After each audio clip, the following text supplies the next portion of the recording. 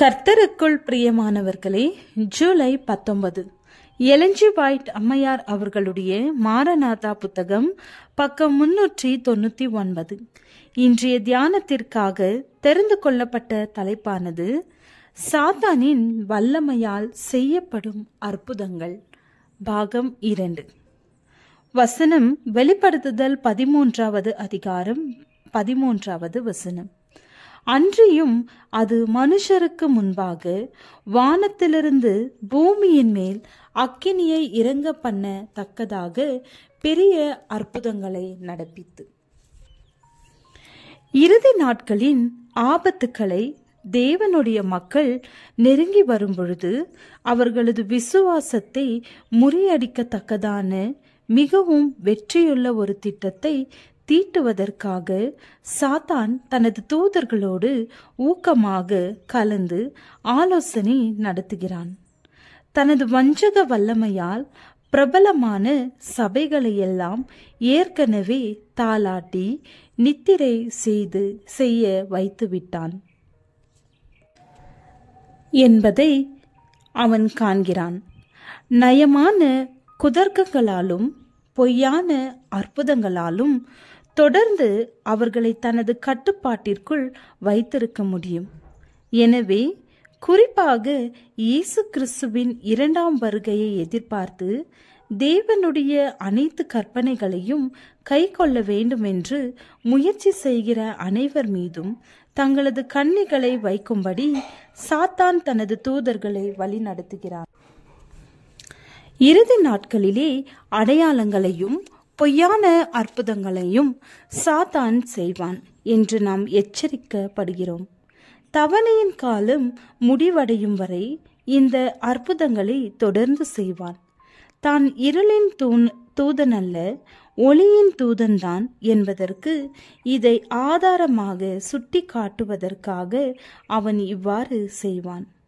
கூடுமானால் தெரிந்து கொள்ளப்பட்டவர்களையும் சாத்தான் வஞ்சிக்க வருவான்.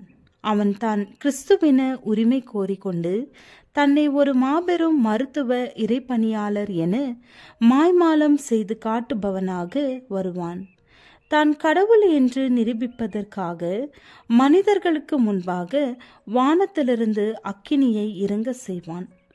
சாத்தான் தனது பொய்யான அற்புதங்களினால் இந்த முழு உலகத்தையும் சிறைப்பிடித்துக் கொள்வான்.